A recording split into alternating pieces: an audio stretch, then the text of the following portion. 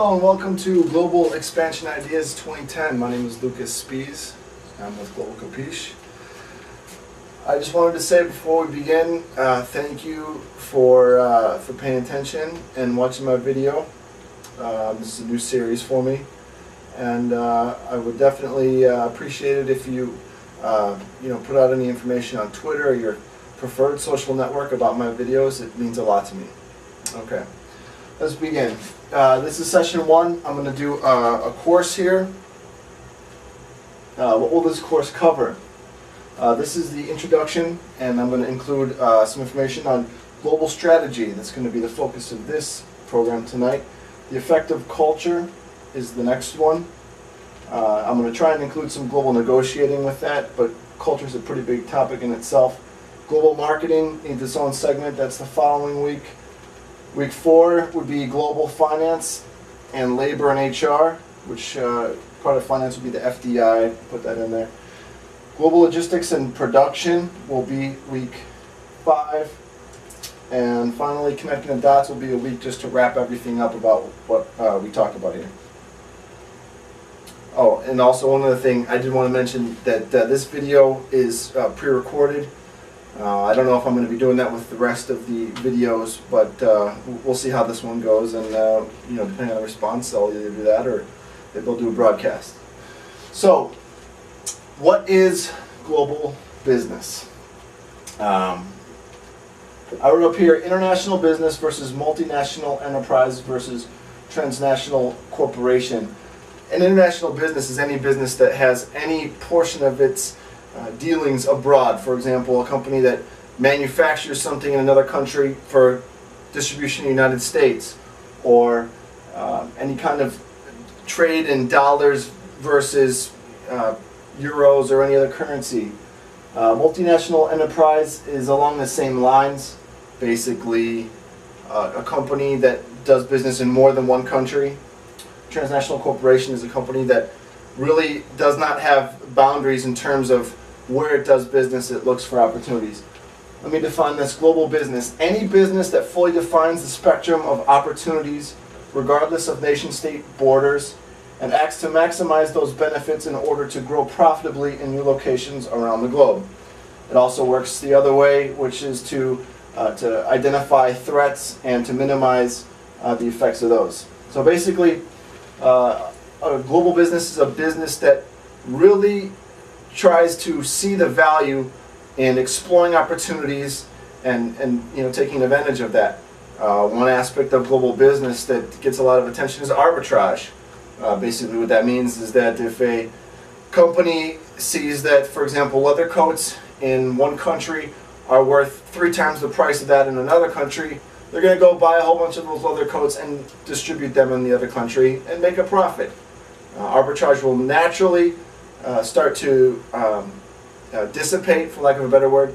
In other words, it will start to balance itself out. The leather coats in one country, the prices will decrease. In the other country, they'll increase, and it'll start to balance itself out. And that's the effects of that. Why consider global expansion? The competitive nature of business. Basically,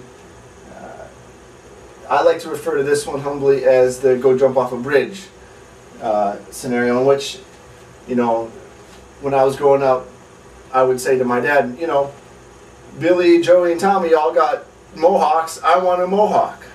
And my dad would say, well, guess what? If Billy, Joey, and Tommy all jumped off a bridge, would you go follow them? And I would say, no, I guess I wouldn't. Well, in this case, if all your competitors are going global and they're reducing their costs, essentially you have to go global in order to compete with them. And we'll talk more about that later on. Emerging markets, BRIC. BRIC stands for Brazil, Russia, India, and China. These emerging markets have a large buying power. As companies are exploring opportunities in Brazil, you see what happens is these countries are starting to have a new sense of establishment in this world, a new income, where they're able to purchase things that they previously were not able to buy. And so because of that, these are very attractive markets for companies who already have systems in place to produce and distribute and to operate. They can go exploit other markets and make some more money. Lower cost of production.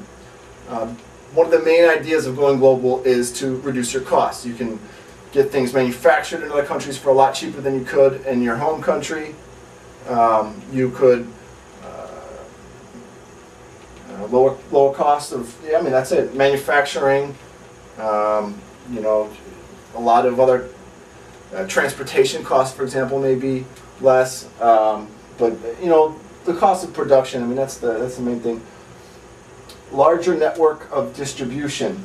Again, getting back to the emerging markets with that, but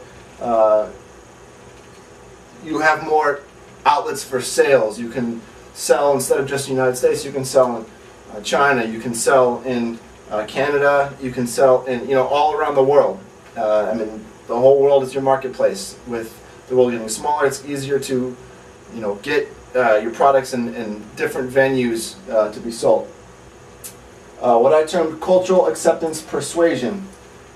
An example that I have of this is in Argentina. One product that is very popular in the local market there is Chuck Taylor sneakers. Obviously, me being an American, and I'm sure many of my viewers are, you know that Converse All-Stars are a popular shoe.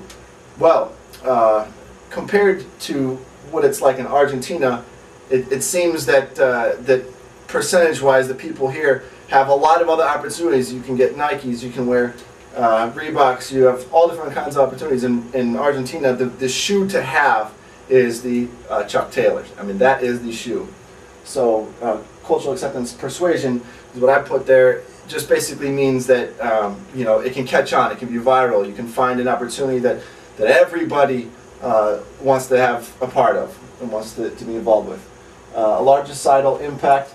Basically, what I mean by that is that more for nonprofits and philanthropy, by exploring global opportunities, you can have more of an impact. Maybe your dollar can go farther, or maybe you can, instead of just helping out people in one country, your home country, you can help out people around the world. There's more people to help out there. Okay. And a good thing to include with that would be an example, Haiti.